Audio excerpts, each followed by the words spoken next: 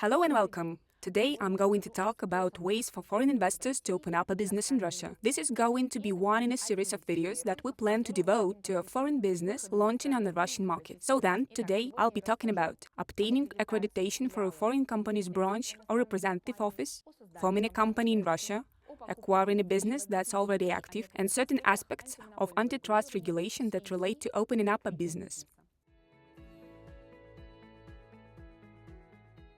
A foreign company's representative office or branch doesn't have the status of a legal entity in Russia. They are structural units of the foreign company. It's the company, in other words, the head office, that has responsibility for the obligations of its branch or representative office, even after the branch or representative office closes. A representative office has limited functionality, which is to represent the company and protect its interests. For example, a representative office can open with a view to searching for business partners, undertaking advertising campaigns and promoting brands. Meanwhile, a branch can take on the full range of functionality, which includes directly pursuing commercial activity, providing services and performing work. You need to undergo an accreditation procedure in order to open a branch or representative office. The general time frame is 15 business days from when the documents are submitted. The authorized body is the tax inspectorate in Moscow, except for credit institutions, when it is the Bank of Russia. At the same time, the quantity of employees needs to be agreed with the Russian Chamber of Commerce in Moscow, so that the branch or representative office can be accredited. This process is referred to as certifying information about the employee headcount. Foreign employees will then have to undergo a personal accreditation within the limits of the agreed staff headcount by subsequently obtaining work permits under the general rules for doing so. However, a branch isn't sufficient for a foreign company if you wish to use tax benefits and preferences under special investment regimes,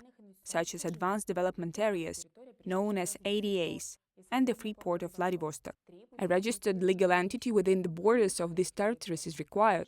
The same requirement will be in place for the status to be obtained of a resident in the international ADAs that are planned to be created in border regions. There are also other advantages of forming a company in Russia. Foreign companies cannot be users of subsoil mineral resources and have no right to acquire ownership of land plots in any of Russia's fairly numerous border regions. We'll cover restrictions for foreign investors in more detail in a separate video. A branch is also not a suitable vehicle for launching on the Russian market if, for example, a foreign company intends to pursue retail activity, to import goods into Russia and to sell them here. A branch can import goods for its own needs, but in other cases can declare imported goods for customs purposes. A company needs to be registered if this type of activity is to be carried out.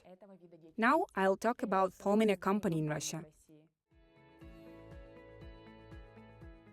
The most commonly encountered legal and organizational forms are a joint stock company, which can be public, abbreviated to PJSC, and non-public, abbreviated to JSC, and a limited liability company, abbreviated to LLC. It is reasonable to choose a public joint stock company if you are planning to increase the capital through an organized bidding process. In other words, one that is open to the public. The minimum amount of the issued capital here is 100,000 rubles. Additional obligations are imposed on such a PJSC, for example, in relation to disclosing information. Foreign investors usually show a preference for non-public joint stock companies or LLCs. The minimum amount of the issued capital is 10,000 rubles. The maximum number of members or shareholders is 50. The members or shareholders have a preemptive right to buy membership interest or shares when they are sold to a third party. An LLC is regarded as the most flexible form of legal entity.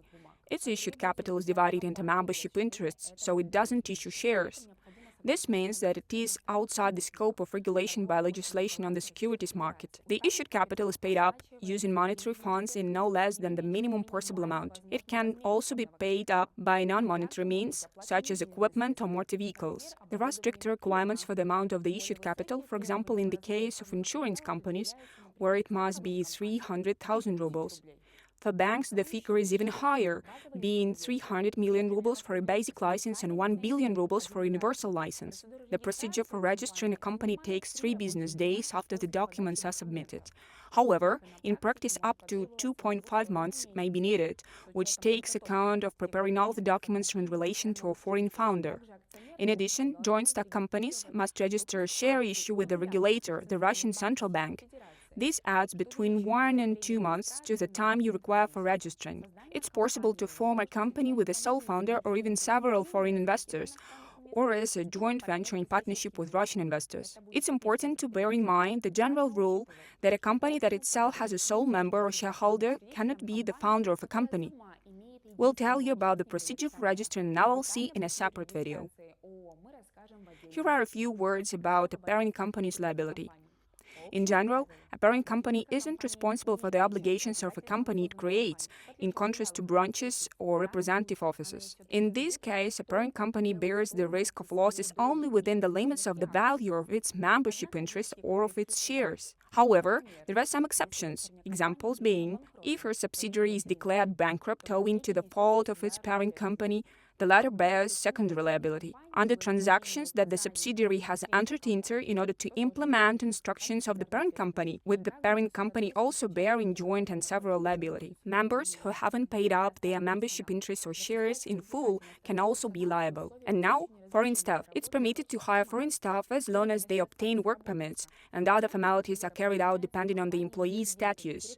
Simplified procedures apply to companies that are residents of advanced development areas or ADAs, and also in relation to highly qualified specialists earning a minimum of 250,000 rubles per month. Foreign investors often want to appoint their own foreign manager as soon as the company has been formed, but this cannot be done immediately. First, you need to find, for example, a reliable Russian national or a foreigner who has temporary or permanent residency in Russia. Next, you appoint them, and then you register the company. Then you can have the necessary work permits issued for a foreign national and replace the chief executive officer with your own foreigner. A company can carry out some types of operations only with licenses in place that have been issued to it. Examples are medical and pharmaceutical activities, as well as handling ferrous and non-ferrous scrap metal. During recent years, in terms of regulating whether persons are permitted to carry out certain types of activity, the government has been delegating its powers to professional self-regulating associations.